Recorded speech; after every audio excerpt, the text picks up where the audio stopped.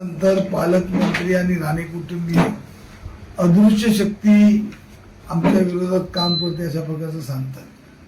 ती अदृश्य शक्ती कोण, त्याचं नाव काय, हे हिंमत असेल तर त्यांनी जाहीर करून दाखवावं. कारण ज्याच अदृश्य शक्तीने लोकसभेच्या निवडणुकीला 1,000 रुपये वाटले होते, ती अदृश्य शक्ती की मालवण विधानसभेला 3,000 रुपये मतदारांना वाटले, ती अदृश्य शक्ती की आज या ठिकाणी फोंड्याच्या निवडणुकीमध्ये भाजपचा उमेदवार पडला आणि अपक्ष निवडून आला. तसंच कुडाळ तालुक्यामध्ये नेरूळ मतदारसंघामधून जो शिंदे गटाचा उमेदवार पडून अपक्ष उमेदवार निवडून आला आणि तशा प्रकारचे सावंतवाडी मतदारसंघात झाले, ती अदृश्य शक्ती कोण, ते एकदा नाव जाहीर करावं. जनतेच्या मनात संभ्रम असता कामा नये आणि पालकमंत्र्यांनी जनतेच्या मनात संभ्रम ठेवू नये. कारण या ठिकाणी भारतीय जनता पक्षामध्ये राणे विरुद्ध चव्हाण हा वाद आता सर्वसामान्य जनतेला कळू लागलेला आहे. कारण चव्हाणांनी अनेक वेळा राणेंना जे काही टोकायचे ते नावानिशी टोकून बोललेले आहेत. मग राणे चव्हाणांचं नाव घ्यायला घाबरतात का, की चव्हाणांना का घाबरतात? कारण बोलायचं असतं चव्हाणाला, पण ते कोणाच्या नावावर खपवून घ्यायचं हे चुकीचं आहे. कारण चव्हाणांना तुम्ही जे बोलताय ते जनतेला कळतंय, कार्यकर्त्याला कळतंय.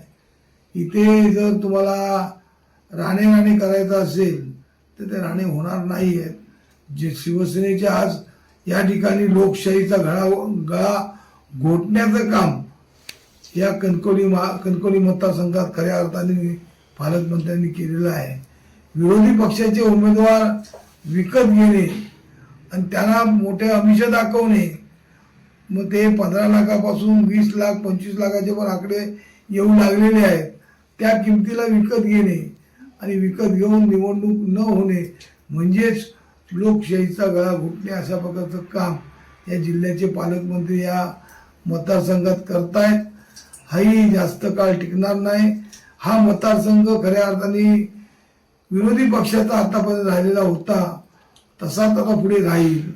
कारण या मतदारसंघातून दंडवते निवडून गेले आहेत, नागपै निवडून गेले आहेत आणि या मतदारसंघाने पण दाखवून दिलं आहे की त्यांच्या वडिलांना एवढे वर्ष सर्व सत्तेची पदं भोगल्यानंतरही शिवसैनिकांनी साध्या आपल्या जीवाचं रान करून स्वतःच्या वडिलांना जे असलेले त्यावेळेचे तत्कालीन नेते नारायण राणे यांना पाडण्याचं काम एका वैभव नायकासारख्या सर्वसामान्य शिवसैनिकांनी करून दाखवलं.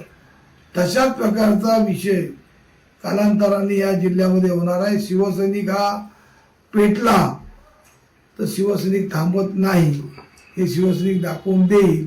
त्यामुळे शिवसेनेवरती कोणताही संपली किंवा शिवसेना उभाटा संपली अशा प्रकारचा बोलण्याचा अधिकार, नैतिक अधिकार नितेश राणेंना कधीच दिलेला नाही. शिवसेना ही वाढत राहणार आणि शिवसेना ही विचार आहे.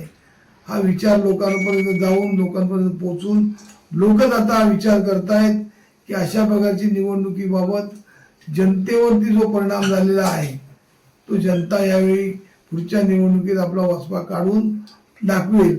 त्यामुळे शिवसैनिक घट्ट आणि शिवसेनेची मतं आहे तिथे राहिलेली आहेत. त्यामुळे शिवसेनेची मतं पडून आपली मतं कमी होईल म्हणून विकत घेण्याचा प्रयत्न केला असला तरी तो कठीण होणार नाही. भविष्यात कणकवली पॅटर्न सगळीकडे चालेल. सत्ताधारी पक्ष सोडून